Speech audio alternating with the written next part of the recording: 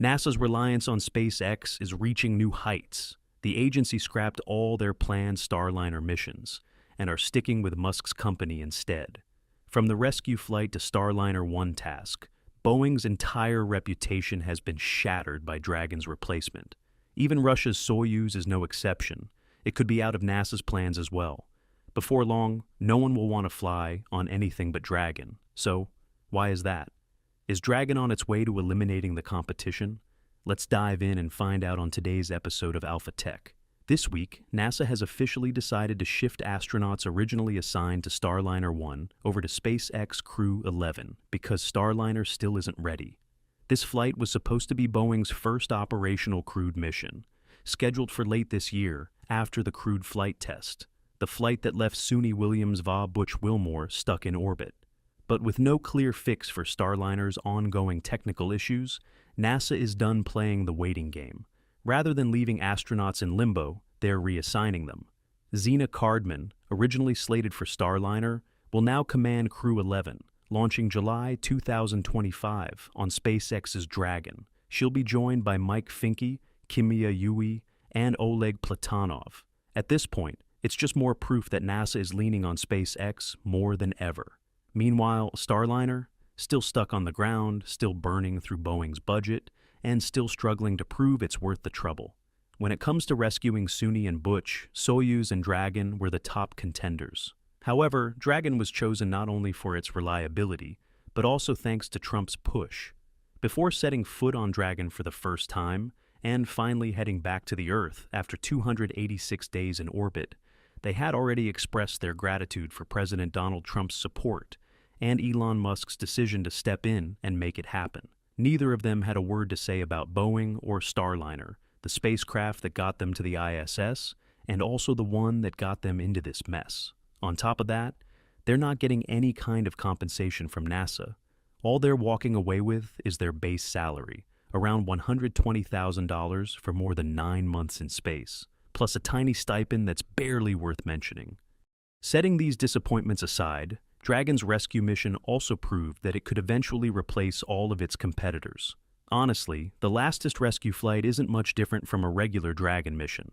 As long as NASA pays SpaceX, they can keep flying up and down as many times as they want. Just make sure the check clears. But really, it's Dragon's rugged, rock-steady build and best-in-class safety that make it a repeat flyer in no time flat. Without that edge, even if NASA poured billions into Starliner, it'd still be grounded, stuck spinning its wheels in testing phase. Kind of ironic, isn't it? And it's not just now. Dragon's reputation for reliability didn't just start today. It was already well proven years ago. Back in the Crew 1 mission, Japanese astronaut Soichi Noguchi, who was 58 at the time, flew on Dragon and had nothing but praise for it. He said, "The Dragon is the best. I feel Dragon is really ready to go up. It's really fun to ride, and 2 days in, Dragon is really remarkable memories." Well, Noguchi wasn't the only one. NASA astronauts Bob Behnken and Doug Hurley, the first crew to ride Dragon to space on the Demo 2 mission, said the experience was nothing short of a wild ride. Behnken described liftoff as surprisingly smooth at first, but once Falcon 9's first stage separated, that's when things got real. Dragon was breathing hard and racing into orbit, he said. "We were definitely hanging on for the ride." Just like kids having a blast on a roller coaster, the two astronauts also had an unforgettable ride on Dragon. But the excitement didn't stop there. Inside it, there's technology that other spacecraft might take another decade to catch up with. For example, there's a spacious 9.3 cubic meters of room, enough to comfortably fit 4 astronauts with space to move around. That's a far cry from the cramped Soyuz, which squeezes its crew into just 5 cubic meters in the orbital module, more like a space jail than a spacecraft. The coolest part? Right at the top of the spacecraft, there's a clear glass window, but you won't see it most of the time. It only reveals itself when Dragon reaches a safe orbit, as the metal nose cone swings open like a hinged lid, uncovering the breathtaking cupola beneath. Imagine the feeling of floating 400 kilometers above Earth, gazing down at the entire planet through this magical window. That's gotta be an absolutely incredible experience, right? Billionaire Jared Isaacman, the sponsor of SpaceX's 2021 Inspiration 4 mission, got to experience that feeling too during this historic all-civilian spaceflight. Sharing his thoughts with the press after the flight, Jared Isaacman said, "The single most impactful moment for me was the moonrise," adding, "That just made me think that we've got to just get our butt in gear a little bit more and get out there."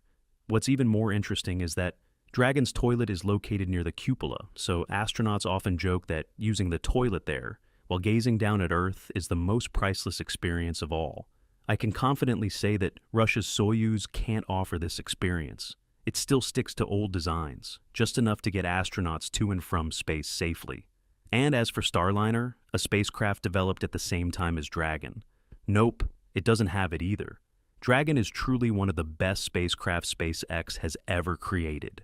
It's safe to say that if astronauts had the freedom to choose their spacecraft rather than being assigned one, most would choose Dragon, and it's not hard to see why.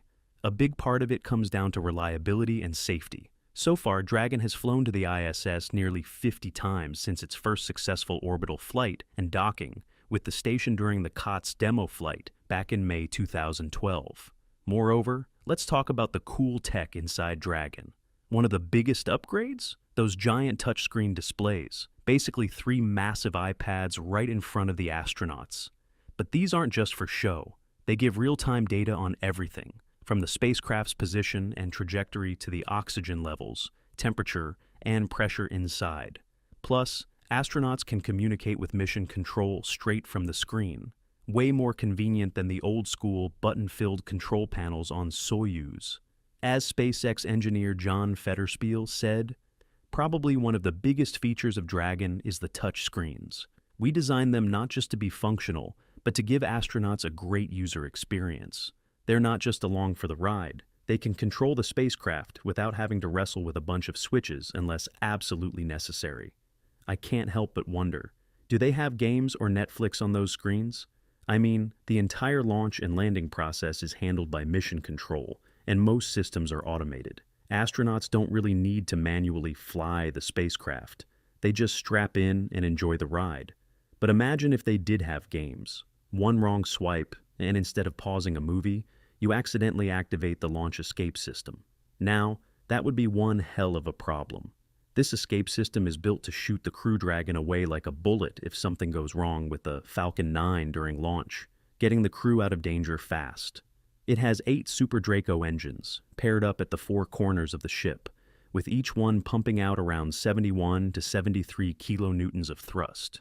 When all 8 fire up together, they dish out a massive 570 to 584 kilonewtons of power, enough to blast the ship clear of a messed-up rocket, and lift the crew to a safe height in just a few seconds. After that, the ship pops its parachutes to land safely in the ocean. And of course, it's not so easy to trigger that a random button press would set it off. With all these advantages, it's no surprise that astronauts prefer Dragon over the alternatives. Take Soyuz, for example. This thing was designed back in the 1960s, and while no one can deny its reliability, it's also painfully outdated. The cramped interior barely gives astronauts enough room to move, let alone stretch out. The control panel? A chaotic mess of switches, buttons, and analog dials straight out of a Cold War submarine.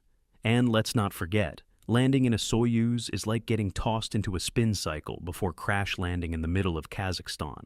And yet, despite its age, a seat on Soyuz still costs around $80 to $90 million, which makes Dragon's $55 million per seat look like an absolute bargain. Then there's Boeing's Starliner, the spaceship that was supposed to compete with Dragon, but just kept running into problems. Its first test flight was a disaster, with software issues nearly leaving it stranded in space.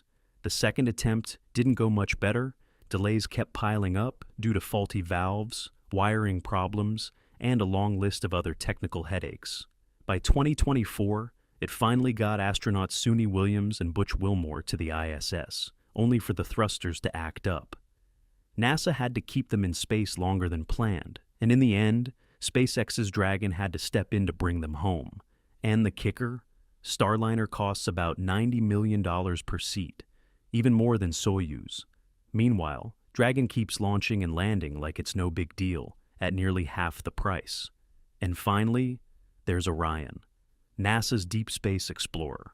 It's built for Artemis missions to the moon and beyond, but when it comes to competition, it's not really in the same lane as Dragon. It's bigger, with a roomier interior and packed with advanced systems. Think of it like a $400,000 Ferrari SF90. But here's the catch. It's not made for regular ISS trips, and with a jaw-dropping price tag over $4 billion per mission, it's more of a high-end luxury spacecraft than an everyday workhorse. You wouldn't roll up to the grocery store in that Ferrari when you've got a Tesla Model 3 doing the job just fine for way less, right? Now, Orion's had its share of ups and downs. Back in 2022, it aced its first uncrewed test flight around the moon for Artemis 1. But when it came back, they found issues with the heat shield. Turns out it charred more than expected during re-entry. NASA says they've sorted that out now, but the whole thing still feels kinda shaky. On top of that, there's all this buzz that their big ambitious space launch system might get scraped. With Artemis 2 coming up, no one's really sure if Orion will end up riding the SLS or if the whole plan's gonna change. So, yeah, its role in the mission, still a total question mark. So, when it comes to getting people into orbit safely and without breaking the bank, Falcon 9 and Crew Dragon are tough to beat right now. Honestly, look around. There's not much out there that can touch them at the moment. Oh, wait. We've got some fresh news. Coming up on March 31st at 9:47 p.m. Eastern Daylight Time, 0147 Coordinated Universal Time, SpaceX is set to launch the FRAM-2 mission from Launch Complex 39A at the National Aeronautics and Space Administration's Kennedy Space Center. They'll be using a Falcon 9 booster, B1085, for this flight. Now, the name FRAM-2 isn't just random, it's actually a nod to the Norwegian ship Fram, which was used for Antarctic and Arctic expeditions back in the late 1800s and early 1900s. Keeping that same spirit of exploration alive, SpaceX's Crew Dragon Resilience will embark on a journey orbiting Earth over the poles for a mission that could last anywhere between 3 to 5 days. NASA's Artemis lunar mission is being forced to slow down due to delays and technical issues with the agency's own vehicles. Meanwhile, rival superpower China is making developments considered quite agile in their lunar conquest plans, despite starting decades later than the United States with a more outdated foundation. Given this context, many people believe that NASA might be rushing its space program to the point of putting astronauts in risky situations. A notable example is the incident involving 2 astronauts on the first crewed flight of the Starliner spacecraft, which makes us think about Orion, a critical component of the Artemis program, currently facing numerous issues. In a post shared on X, NASA astronaut Charlie Camarda, who flew his first space mission aboard the STS-114 shuttle, voiced his concerns about the first crewed flight of the Starliner spacecraft. Camarda, who formerly served as a senior advisor for engineering development at NASA's Langley Research Center, and later as a senior innovation advisor in the Office of the Chief Engineer at Johnson Space Center, stated, "NASA is risking more astronaut lives on Artemis 2 because we will lose the race to the moon to the Chinese. Because of their failed Artemis moon architecture, astronauts lost control of Boeing, Starliner, while docking with International Space Station." Honestly, at first glance, the stories of Starliner and Artemis may seem unrelated. However, when looking at the broader picture, we can see similarities in how NASA is handling issues with Starliner and how it is managing challenges with Orion, the spacecraft intended to carry astronauts around the moon. The Starliner mission with its 2 astronauts is still the subject of intense discussion. But what's truly concerning now isn't just Starliner itself. It's how Boeing and, more importantly, NASA are managing the inherent risks involved in launching a brand new crewed spacecraft. It was only after the astronauts returned that we learned just how dangerous it was to allow Starliner to dock with the ISS. Astronaut Butch Wilmore revealed that the Boeing Starliner faced critical thruster failures during its rendezvous with the International Space Station, ISS nearly losing full control and warranting an abort of the docking attempt under standard flight rules. Despite prior concerns from uncrewed test missions, the launch on a ULA Atlas V rocket proceeded smoothly, and Starliner initially performed well. However, as it neared the ISS, 2 thrusters failed, prompting Wilmore to take manual control.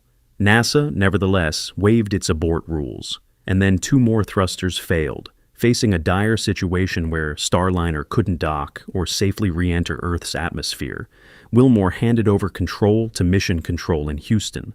NASA remotely rebooted the system and recovered 2 thrusters, allowing a successful docking. Although the crew was safe aboard the ISS, Starliner was deemed too unreliable to guarantee a safe return, leaving Wilmore and his team effectively stranded. In the end, they had to wait for SpaceX's Dragon crew rotation mission to return home 9 months later. The entire experience aboard Starliner was a nightmare for the astronauts, but the truth is, NASA officials, and even Boeing, don't seem to fully grasp what that was like. Phrases like, "We're taking our time to get it right," or "The spacecraft is performing well overall," gloss over the fact that the astronauts were effectively stranded for months. To a public now used to clear, transparent mission updates from the companies like SpaceX, NASA's optimism feels increasingly out of step with the real risks. 2 lives could have been in serious danger if re-entry had failed. This situation brings to mind the ongoing issues with Orion, the spacecraft set to carry astronauts around the moon in Artemis II. Orion's heat shield problems stem from its uncrewed Artemis I mission in 2022. The shield, made from an ablative material called AVCoat, is supposed to gradually burn off to protect the spacecraft as it re-enters Earth's atmosphere at speeds of nearly 25,000 miles per hour and temperatures of around 5,000 degrees Fahrenheit. However, during Artemis I, the shield didn't perform as expected. Instead of gradually ablating, large chunks cracked off, leaving a debris trail. Post-flight inspections revealed over 100 pitted areas, raising serious concerns about future crew safety. After a long investigation, NASA finally pinpointed the cause of the issue about 6 months ago. While we won't delve too deep into the technical details, the key takeaway is that this wasn't just a flaw. It had the potential to become a disaster, much like what happened to the Columbia shuttle in 2003. As a result, many have urged NASA to completely redesign the heat shield, but NASA chose not to do so. Instead, they plan to use the same shield design for Artemis II, tweaking the flight profile and relying on ground testing to reduce risk. Still, doubts remain over whether these changes are enough.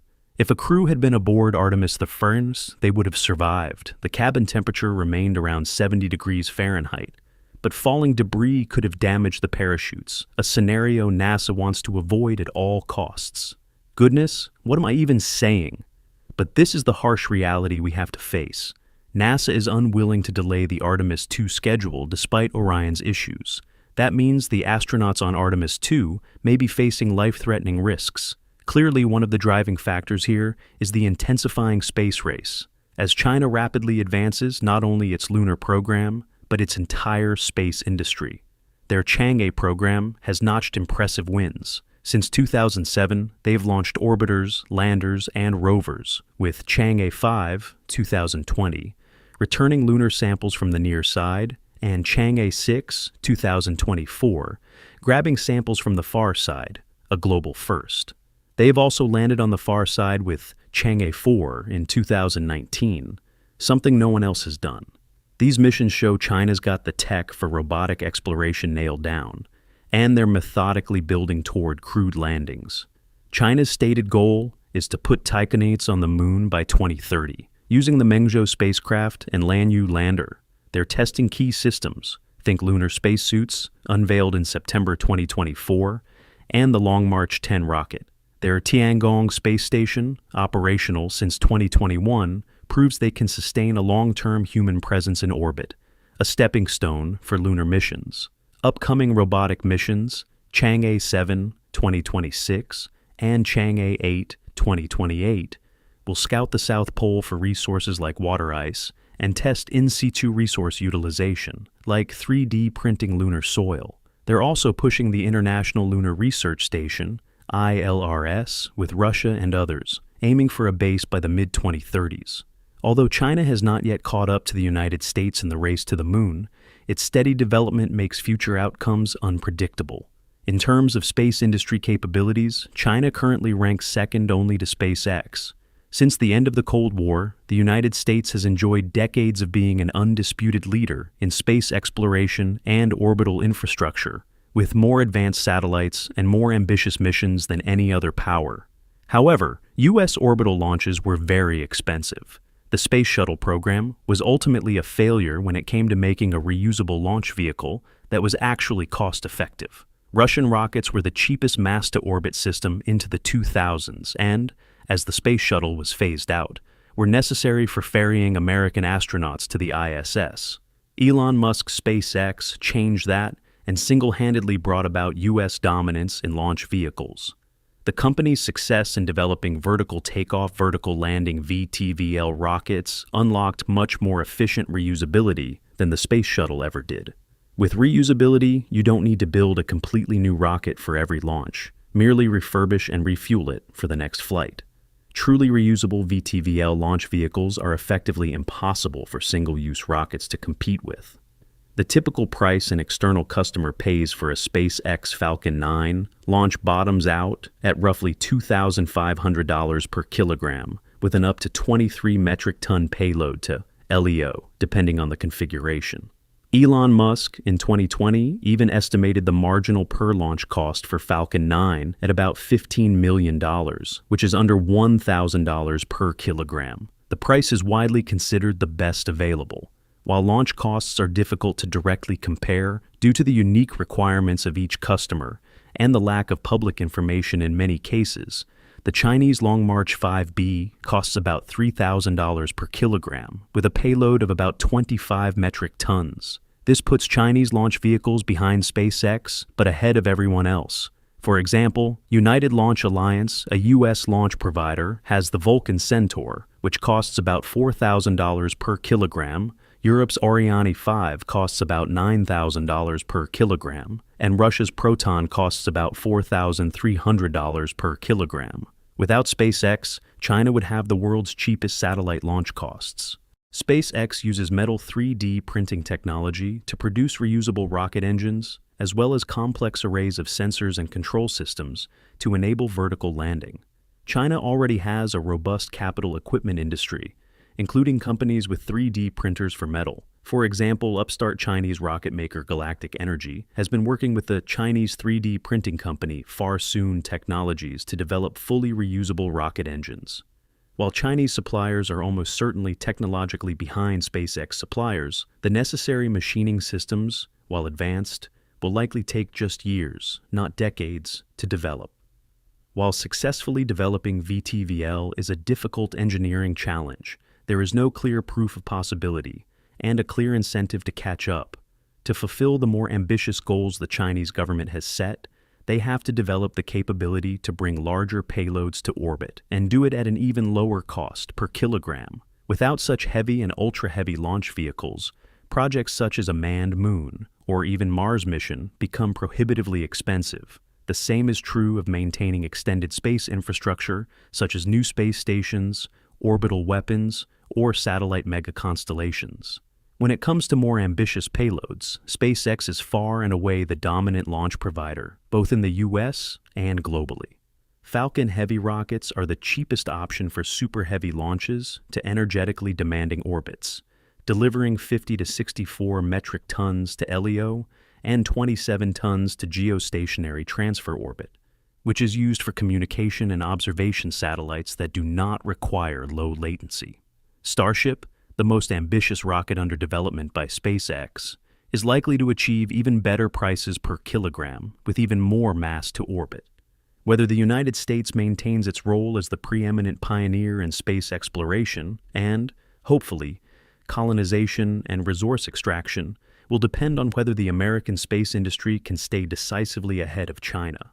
Old American launch providers, namely Boeing, Lockheed Martin, and Northrop Grumman, are making relatively few and rather expensive launches every year. They continue to receive government contracts, such as satellite launches for the U.S. Space Force. The old guard of launch providers is also deeply involved in the Super Heavy Lift Space Launch System, SLS, under development for the Artemis program to return to the Moon.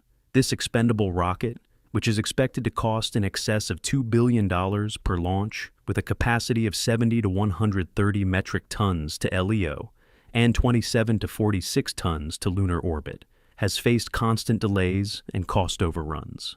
These dead player institutions are unlikely to ever catch up to SpaceX, so this is likely a waste of U.S. funding. There is, however, one notable alternative to SpaceX. Jeff Bezos's Blue Origin successfully completed the first orbital launch of its partly reusable heavy-lift New Glenn rocket on January 16th. The core institutions of the Chinese space industry have, in contrast, long been large state-owned enterprises.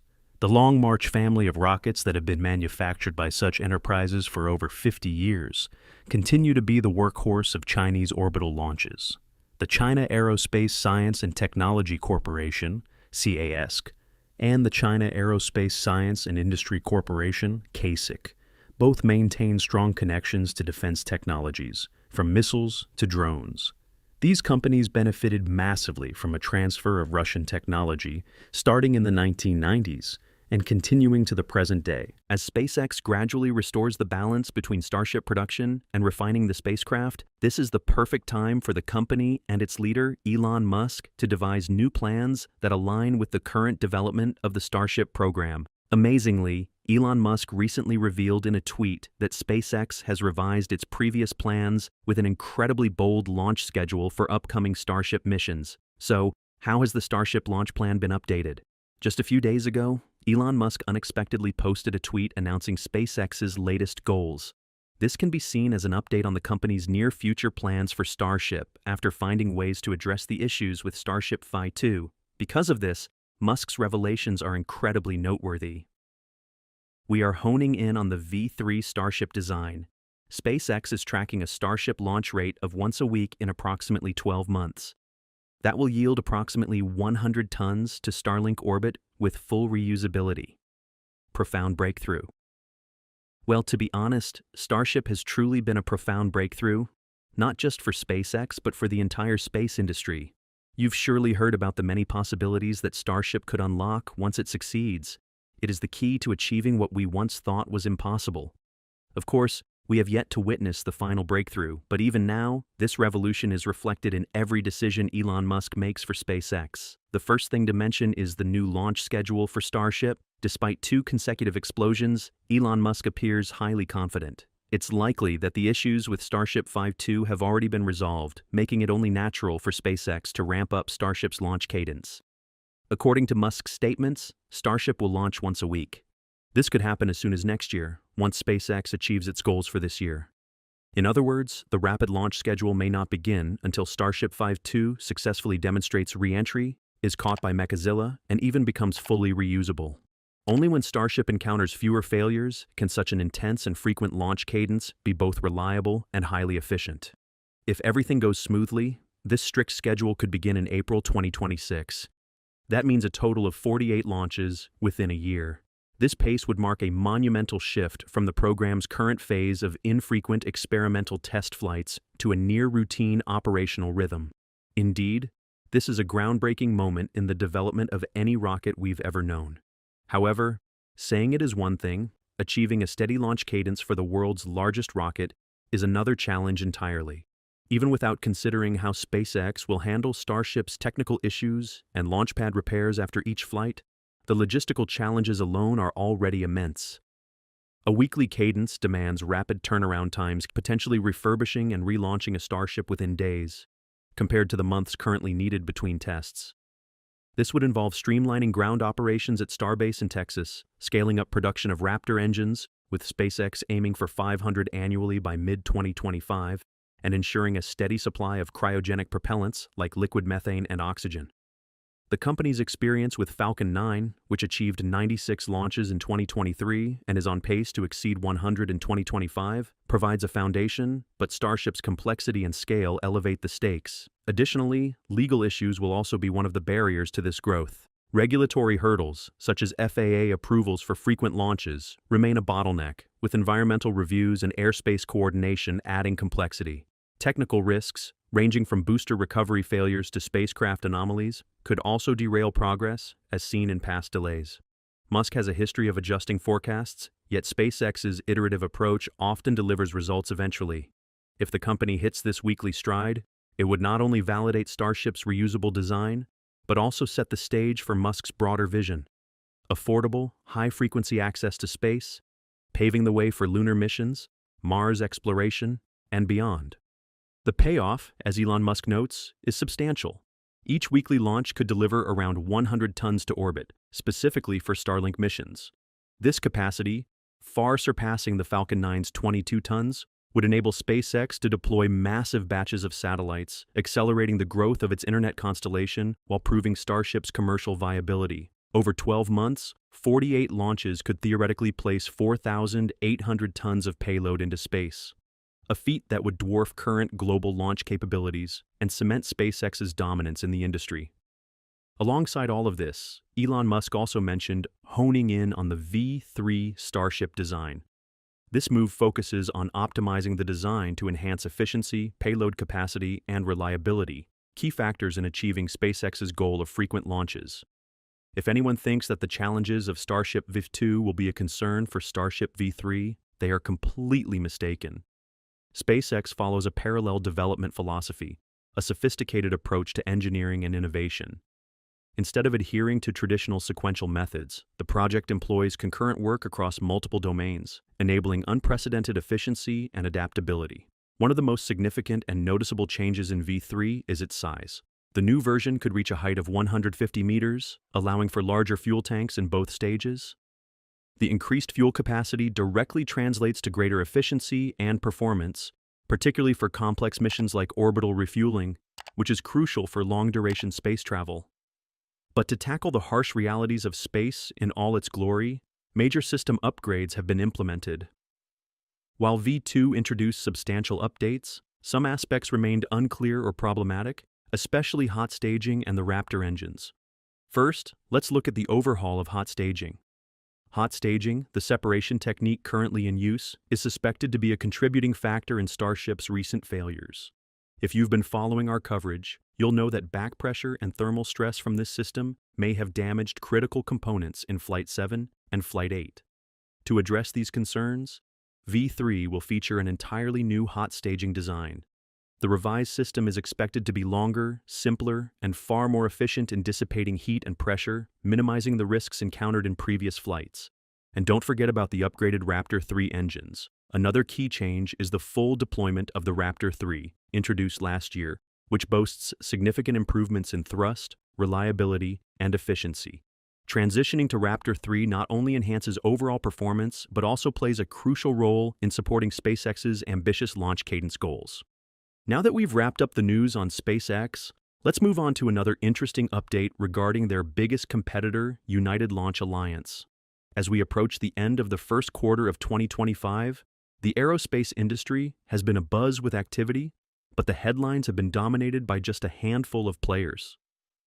SpaceX and Rocket Lab have been making waves with their successful launches, while companies like Firefly are gearing up to join the fray. However, one notable absence from the launch pads has been ULA, SpaceX's supposed rival, which has been conspicuously quiet as it awaits final clearance from the Space Force for its Vulcan rocket to undertake the missions it was contracted to perform. The question on everyone's mind is, when will ULA, Vulcan, or Atlas finally take to the skies again? The Vulcan rocket's journey has been a roller coaster of triumphs and setbacks.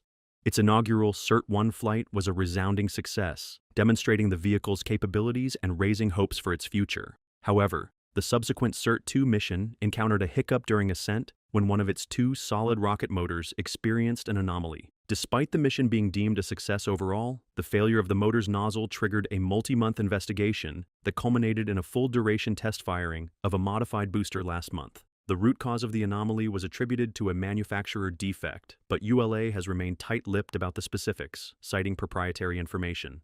With the investigation now complete and the successful test under their belt, ULA is eagerly anticipating the Space Force's certification of Vulcan in the near future. ULA's CEO, Tory Bruno, has been a vocal optimist, repeatedly assuring stakeholders that Space Force certification is just around the corner. Throughout the past year, he has offered a series of projected timelines, first by the end of 2024, then in Q1 of 2025, followed by early March. Yet as we near the end of the month, the Space Force has remained silent on the matter. The only glimpse into their perspective came from an unpublished Department of Defense report obtained by Bloomberg, which painted a less than flattering picture of ULA's performance in 2024, labeling it unsatisfactory. For a company that had promised multiple national security launches last year but finds itself still awaiting a clean bill of health in early 2025, this assessment might feel like an understatement. ULA has pushed back against the report, arguing that it was inaccurate at the time of its writing and maintaining their expectation of imminent certification, pegged to that elusive March 1st date. The Vulcan rocket itself appears to be a solid piece of engineering, having completed 2 successful launches despite the Cert-2 anomaly. This begs the question, what exactly is holding the Space Force back from giving it the green light? The lack of transparency has only fueled speculation and frustration among industry watchers and ULA's partners. Meanwhile, the venerable Atlas V rocket continues to soldier on, picking up the slack as Vulcan remains grounded. With delays plaguing the anticipated USSF-106 mission, Vulcan's first national security launch, ULA, has shifted its focus to preparing an Atlas V for Amazon's Kuiper Internet satellite constellation. This mission will mark ULA's first launch of 2025, though a specific date has yet to be announced. Last month, teams at ULA's Government Vertical Integration Facility began the meticulous process of destacking the Vulcan rocket and redirecting their efforts toward assembling one of the dwindling number of Atlas V rockets still in their inventory. Amazon's ambitious plans for its Kuiper constellation are a significant driver of ULA's current activities. The company aims to launch as many as 8 Atlas V rockets laden with Kuiper satellites by sometime in 2026, laying the groundwork for its broadband network. This is just a fraction of their commitment, as Amazon has also secured 38 Vulcan rockets for future missions. However, with only 15 Atlas V rockets remaining in ULA's stockpile, the clock is ticking. 8 of these are earmarked for Amazon, while 6 are reserved for Boeing's Starliner spacecraft, intended for operational missions under NASA's banner. Yet, the potential need for an additional Starliner test flight could throw a wrench into NASA's crew rotation schedule, especially since Starliner has not yet been certified for flights on Vulcan, a hurdle that may further complicate ULA's roadmap. As the aerospace landscape continues to evolve, ULA finds itself at a crossroads. The Vulcan rocket, with its promise of cost-effective and reliable access to space, remains tantalizingly close to operational status, yet its fate hinges on the Space Force's approval. In the interim, the Atlas V stands as a reliable workhorse, bridging the gap as ULA navigates these challenges. Whether Vulcan will soar in the coming months or face further delays remains uncertain, but one thing is clear: the stakes are high and the industry is watching closely. To venture deeper into the cosmos, SpaceX requires more than just cutting-edge rockets. It demands the capability to travel farther and more efficiently. The key to unlocking this potential lies in a refueling system, a bold solution designed to shatter the last obstacle preventing humanity from reaching the stars. But how will this transformative system function? And what must SpaceX do to turn this vision into reality? In-space refueling is a cornerstone of ambitious space exploration. As rockets burn through massive amounts of fuel to break free from Earth's gravity and sustain long missions. Future plans envision Mars and the Moon as refueling hubs for deep space voyages. But achieving this requires a robust and efficient refueling system in orbit first. Developing this technology is no small feat, yet it's critical for unlocking the full potential of spacecraft, like Starship. When fully fueled, Starship's immense capacity could carry hundreds of tons of cargo or large crews to distant destinations. There, it could deliver vital equipment, return extensive sample collections, or even lay the groundwork for humanity's first off-world bases. These capabilities position Starship as a game-changer in space travel, but only if reliable refueling is mastered. Without it, its potential remains out of reach. SpaceX faces the challenge of making this a reality and is exploring 2 main strategies: direct Starship to Starship refueling in orbit or building an orbital fuel depot. In the first approach, 2 Starships would launch in quick succession. The primary spacecraft, dubbed the Starship Target, would enter orbit first, followed closely by a Starship tanker. Traveling at speeds up to 20,000 kilometers per hour, the 2 would perform a high-stakes rendezvous to dock and transfer fuel. This could involve a large transfer tube, about 50 centimeters wide, and various methods are under consideration. A pump system offers reliability, but adds complexity and weight. Alternatively, the spacecraft's motion could drive the transfer, though this is less predictable. A promising option is using pressure differences, where higher pressure in the tanker's fuel tank pushes propellant into the target's lower pressure tank without extra hardware. This idea, while elegant, needs rigorous testing to prove its effectiveness. The catch is that one tanker won't suffice. A single Starship mission might require up to 10 refueling flights, each demanding precise timing and flawless execution.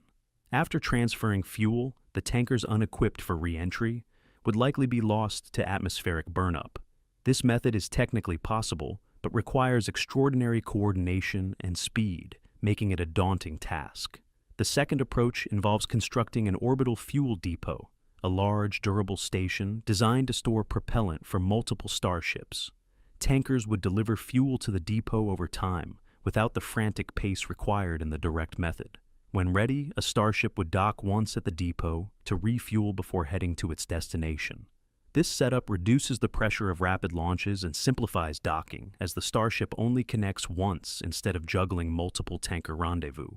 However, building the depot is a massive undertaking. It must be robust and capable of safely storing vast fuel reserves for long periods, and its construction would demand significant investment and planning well ahead of major missions.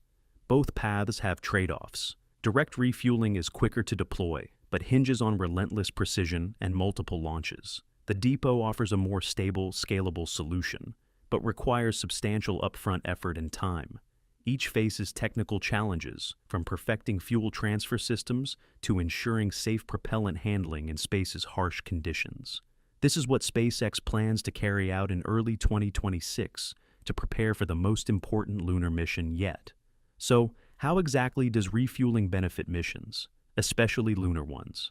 Clearly, the greatest advantage of refueling is the ability to extend the mission duration. Spacecraft, whether satellites, crewed missions, or probes, are constrained by their fuel capacity. Once its fuel is expended, the mission ends and the satellite often becomes space debris. Refueling allows these assets to extend their operational life, making missions more flexible and cost-effective. Moreover, this capability enables Starship to embark on deep space exploration missions, setting targets for distant destinations that require substantial fuel, such as the Moon and eventually Mars. In addition, refueling also increases the payload capacity for cargo transport in the spacecraft. Imagine a scenario where the spacecraft has to carry all the fuel it will use from the launch. The cargo it can carry is limited, because as the mass increases, the thrust decreases, resulting in a shorter travel distance. Hence, refueling allows the spacecraft to be designed to enhance payload capacity and enable scientific instruments to operate at higher capabilities, fundamentally increasing their potential value.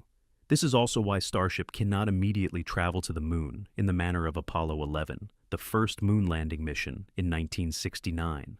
Without refueling and equipment, Starship, weighing up to 125 tons, is nearly 30 times heavier than the Apollo 11 lunar lander, and it will probably end up being even heavier in the end because SpaceX has not presented the exact weight calculations for a Starship with tiles, electronic equipment, and an expected load of up to 150 tons. SpaceX estimates that 1,200 tons of fuel, liquid oxygen and methane, must be used to complete a lunar landing, and not least to be able to leave the Moon again. This means that Starship needs to be refueled a total of 14 times in orbit to have enough fuel. However, Elon Musk has since stated that the 14 refueling missions are a conservative estimate. The refueling could be done in 8 missions, possibly 4 if Starship is only filled up to half, and if the flaps and the heat shield are dropped. Despite Elon Musk's statements, NASA officials remain skeptical, casting doubt on the possibility of refueling missions reaching up to 10 times. Anyway, this is a process involving many steps, including various technical challenges that SpaceX must overcome. One of the technical challenges we have to solve is orbital refilling, Elon Musk shared in his talk. But he also confidently said, SpaceX has demonstrated rendezvous and docking through Dragon missions. Now, we've gotten very good at docking because we dock with Dragon to the space station. We have a lot of expertise in docking, and they will leverage the capabilities they have learned to apply them to Starship. Elon Musk's declaration regarding the future plans for Starship once again ignites the flame of ambitious exploration for enthusiasts of space like us. How long has it been since we returned to the Moon? It has been 66 years since the last time we set foot on the Moon, but now SpaceX will help us return and go even further, It's not just about taking humans to the moon, but you could actually have a permanently occupied moon base. That's the next really big threshold from Apollo, is to have an actual moon base. What Elon Musk envisions is a science fiction-inspired program with a moon base like Space 1999's Moon Base Alpha. Located in the moon crater Plato and constructed out of quarried rock and ores, Moonbase Alpha is 4 kilometers in diameter and extends up to 1 kilometer in areas below the lunar surface. The complex extends outward from the central main mission tower in a series of concentrically arranged curved structures connected by travel tube transit tunnels. Apart from the central tower, the surface buildings are 2 to 3 stories in height. Musk envisioned a future where humanity not only lands on the moon, but establishes a permanent presence, unlocking unprecedented possibilities for scientific research and resource utilization, and even serving as a stepping stone for journeys to Mars. Ultimately, Elon Musk emphasized the company's commitment to accelerating production and testing processes, advocating for a high cadence of launches. This commitment is driven by the understanding that rapid iteration and testing are the cornerstones of technological advancement. By increasing launch cadence, SpaceX seeks to not only enhance its existing capabilities, but also expedite the development of new technologies that will play a crucial role in achieving the audacious goals set for the Moon and Mars missions. After all, SpaceX must significantly ramp up its efforts in the coming months and years to achieve the ambitious goals of the Starship program, the foundation for its vision of revolutionizing space exploration. To bring its bold plans for future missions to fruition, ranging from lunar landings to interplanetary colonization, the company needs to accelerate its pace across multiple fronts: production, infrastructure development, and technological refinement. The stakes are high, as Starship represents not just a spacecraft, but a paradigm shift in humanity's ability to explore and inhabit the cosmos. At the heart of SpaceX's strategy lies the need to dramatically scale up the production of Starship vehicles. The company's Star Factory facility in Texas is already transitioning toward high-volume manufacturing, with expanded assembly bays and optimized designs for the Starship spacecraft and its Super Heavy booster. This shift from artisanal, one-off builds to a more industrialized assembly line approach is critical to meeting the demands of frequent launches and large-scale missions. However, the current Star Factory is only a stepping stone. To achieve its long-term objectives, SpaceX must expedite the construction of massive new production facilities, such as the Gigabay. Moreover, SpaceX is already looking beyond the current Starship 5.2, designed to its successor, Starship 5.3. A more advanced iteration tailored for NASA's Artemis program, particularly for orbital propellant transfer operations. This transition will require not only engineering ingenuity, but also a rapid retooling of production lines to accommodate new designs while maintaining output. The ability to produce dozens, if not hundreds, of Starships and Super Heavy boosters annually will be essential to support the cadence of launches required for lunar bases, Mars missions, and potentially even interstellar probes in the distant future. Parallel to production, SpaceX must overhaul and expand its launch and recovery infrastructure to keep pace with its growing ambitions. The construction of Launch Pad B at Starbase in Texas is progressing well, marking a significant step toward increasing launch capacity. However, a single additional pad will not suffice.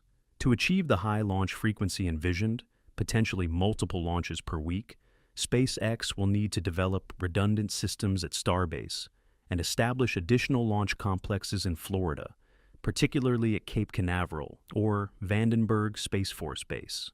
These sites will require not only launch towers, but also sophisticated recovery systems, such as the innovative Mechazilla tower with its chopstick-like arms for catching returning boosters and spacecraft.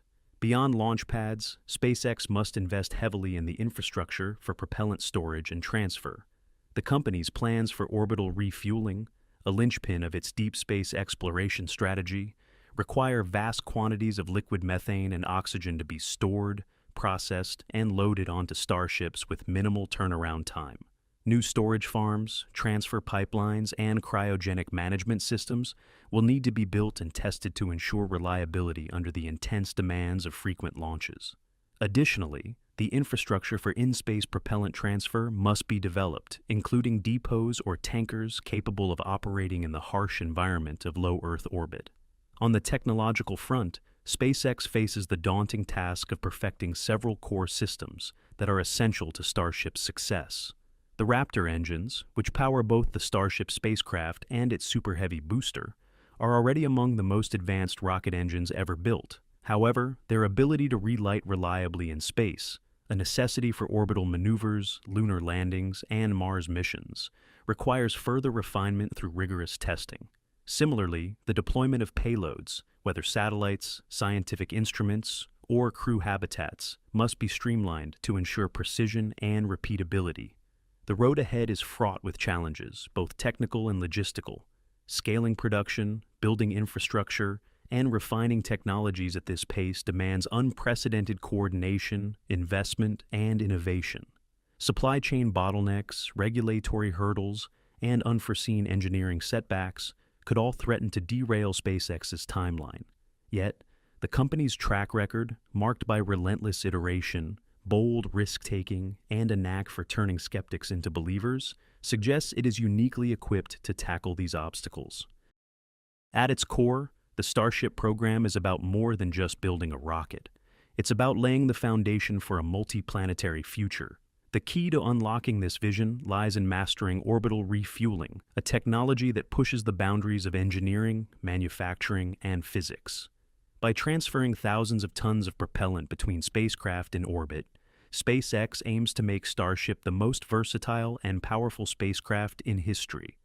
A single fully fueled Starship could carry massive payloads to the Moon, establish permanent outposts on Mars, or even serve as a ferry for crew and cargo to destinations as far-flung as Jupiter's moon. After witnessing the instability in the commercial space industry and the excessive reliance on SpaceX's rocket, the European Space Agency decided to make a determined effort to launch a rocket into orbit from European soil for the first time. Sadly, this is the results. Now the question is, why did that rocket explode? How did Elon Musk react? The launch of European rockets into space has long relied on stable cross-national public-private partnerships and foreign-manufactured launch vehicles. The Franco-German company Arianespace has dominated the European space launch market, benefiting from secure public funding through ESA. It has provided Europe with the heavy-lift Ariane 5 rocket and the smaller Vega rockets. This approach has been effective in the past. For many years, Ariane 5 was one of the most cost-effective rockets available, making it the preferred launch vehicle for publicly funded scientific and security missions, as well as commercial satellites. For medium-class payloads, Europe relied on Russia's Soyuz 2, one of the most reliable rockets ever developed. However, in response to the sanctions imposed on Russia following its invasion of Ukraine, Roscosmos halted Soyuz launches from Europe's spaceport in French Guiana. At the same time, Ariane 5 reached the end of its life cycle with its final flight in 2023. Its successor, Ariane 6, after repeated delays, has now successfully launched twice, opening up new potential for the future of Europe's commercial space sector. That said, to be frank, if Ariane 5 already struggled to compete with a new generation of cheaper, partially reusable rockets like SpaceX's Falcon 9, then Ariane 6, lacking inherent reusability and the cost-efficient manufacturing processes that characterize modern rocket designs, was already outdated by the time it finally debuted. Given this situation, many major European customers continue to prefer SpaceX as their launch provider of choice. In 2023, European Union officials reached a $195 million agreement for SpaceX to launch 4 Galileo global navigation satellites. More recently, Ariane 6 suffered another major setback when the European weather satellite operator EUMETSAT announced that it would launch its next-generation weather satellites on SpaceX's Falcon 9 instead of Ariane 6 as originally planned. That decision stunned European officials, with French Space Agency head Philippe Baptiste calling it a quite brutal change and criticizing EUMETSAT for not buying European. However, to be fair, this cannot be entirely blamed. Everyone wants their money to be well spent, so they will naturally choose the best option available to them. And right now, that means SpaceX is the gold standard. Because of this, the European Space Agency cannot afford to sit still, especially as global political tensions rise and relations with the United States grow increasingly strained. Since late 2023, it has been implementing policies to promote the development of private rocket companies, laying a solid foundation for European-based space launches. Recently, ESAR Aerospace, a European company based in Munich, carried out a bold launch with its Spectrum rocket. The rocket lifted off successfully at 6:30 a.m. Eastern and climbed into clear skies. Approximately 25 seconds into the flight, as it prepared for a pitchover maneuver, a critical transition to gain horizontal speed while maintaining altitude, it began to lose attitude control. Within 5 seconds, the vehicle had fully pitched over and started descending. At the 30-second mark, the flight termination system activated, shutting off the engines, and the rocket fell into a planned offshore zone near the pad, where it exploded upon impact, as captured by video from Norwegian outlet VG. The sequence suggests the explosion was a consequence of the crash rather than an onboard detonation during flight. Company executives, including CEO Daniel Metzler and Vice President of Mission and Launch Operations Alexandre Dallonneau, noted the vehicle was tumbling before termination, indicating a loss of stability. This points to a failure in the rocket's attitude control system, which maintains orientation using thrust vectoring, adjusting engine nozzles, and possibly reaction control thrusters. Several potential culprits emerge from this behavior.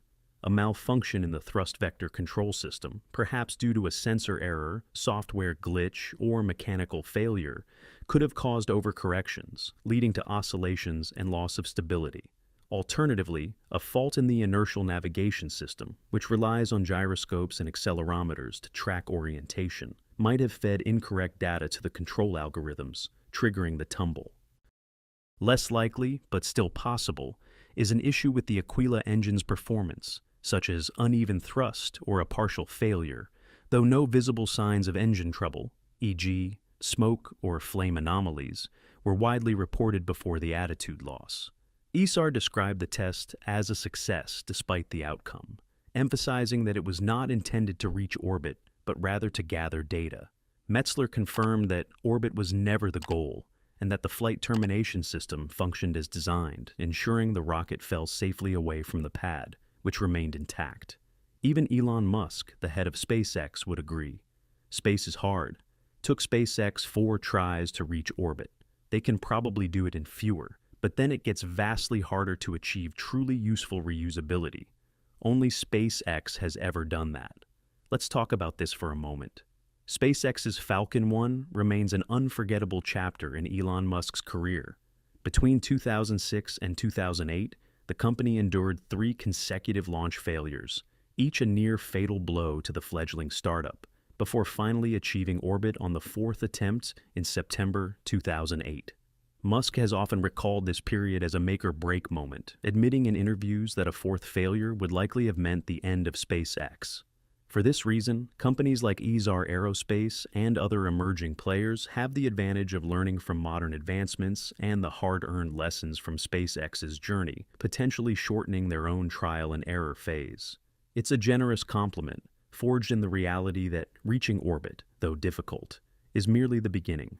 Looking further ahead, however, bringing European rockets to a level comparable to SpaceX's will be a far greater challenge, one that the industry is nowhere near achieving. After successfully reaching orbit with Falcon 1, SpaceX moved on to the Falcon 9, which debuted in 2010 and evolved into the world's first regularly reusable orbital rocket. By landing and reusing boosters, starting with the historic first-stage landing in December 2015, SpaceX slashed launch costs from the industry-standard hundreds of millions of dollars to the lowest possible per mission cost for Falcon 9. Reusability isn't just about landing a rocket, it's about making it economically viable, allowing it to be refurbished and relaunched quickly, like an airplane, rather than being a one-time spectacle. Competitors like Blue Origin have landed rockets, and others, such as Rocket Lab, are exploring reusability. But no one matches SpaceX's scale, More than 300 Falcon 9 landings and dozens of reflights by 2025, with some boosters completing up to 24 missions. And only SpaceX has done that. No other entity, public or private, has achieved a fully operational, cost-effective, reusable launch system. Europe's Arianespace, Russia's Roscosmos, and even NASA's Space Shuttle, partially reusable but prohibitively expensive, never crossed that threshold. Ultimately, the precise cause of the ISAR Aerospace Spectrum rocket explosion must be thoroughly examined, as it involves complex interactions between hardware and software that require detailed analysis. This will determine the success or failure of the company's next launch. Comparing it to other European rocket launch failures, such as the static fire failure of Rocket Factory Augsburg's RFA-1 in August 2024, highlights the challenges of developing new launch vehicles, though that incident involved a different stage of testing, pre-launch, and a different cause, fuel ignition failure. Hopefully, every effort will lead to a miracle. The European Space Agency has truly done its best to achieve independence in the space sector in the future. In the longer term, Europe's rocket ambitions might grow to vehicles that are more of a match for the Falcon 9 through initiatives like ESA's European Launcher Challenge, which will award contracts later this year. We are hoping to develop a larger vehicle in the European Launcher Challenge, says Jonas Kellner, head of marketing, communications, and political affairs at RFA. Perhaps Europe might even consider launching humans into space one day on larger rockets, says Thilo Krantz, ESA's program manager for commercial space transportation. We are looking into this, he says. If a commercial operator comes forward with a smart way of approaching crewed access to space, that would be a favorable development for Europe. A separate ESA project called Themis, meanwhile, is developing technologies to reuse rockets. This was the key innovation of SpaceX's Falcon 9, allowing the company to dramatically drive down launch costs. Some European companies like Space and RFA are also investigating reusability. The latter is planning to use parachutes to bring the first stage of its rocket back to a landing in the sea, where it can be recovered. As soon as you get up to something like a Falcon 9 competitor, I think it's clear now that reusability is crucial, says McDowell. They are not going to be economically competitive without reusability. The end goal for Europe is to have a sovereign rocket industry that reduces its reliance on the U.S. Where we are in the broader geopolitical situation probably makes this a bigger point than it might have been 6 months ago, says McDonald. The continent has already shown it can diversify from the U.S. in other ways. Europe now operates its own successful satellite-based alternative to the U.S. Global Positioning System, GPS, called Galileo. It began launching in 2011 and is 4 times more accurate than its American counterpart. ISAR Aerospace and the companies that follow might be the first sign that commercial European rockets can break from America in a similar way. We need to secure access to space, says Kranz, and the more options we have in launching into space, the higher the flexibility. How can Europe transform the enormous potential of innovative space tech startups like ISAR Aerospace, RFA, and High Impulse into a thriving industry? This sector is crucial for European sovereignty, prosperity, and security. Recent achievements by SpaceX highlight the challenge ahead. SpaceX can launch as many rockets in a single day as Europe does in an entire year, underscoring the significant lead the USA has in space exploration. However, it is not too late for Europe to catch up if we set the right course now. Space exploration must no longer be a political niche topic. European governments must recognize that our prosperity, security, and sovereignty are being decided in space. Therefore, their policies must be ambitious and bold, leading to concrete political action. This requires political courage and, of course, funding. For comparison, the USA currently invests 4 times more, and France still invests 2.5 times more than Germany in relation to their GDP. Governments must award more contracts to startups, especially in the field of space exploration. While SpaceX alone has received NASA contracts worth well over $10 billion, European rocket builders are almost exclusively reliant on private clients.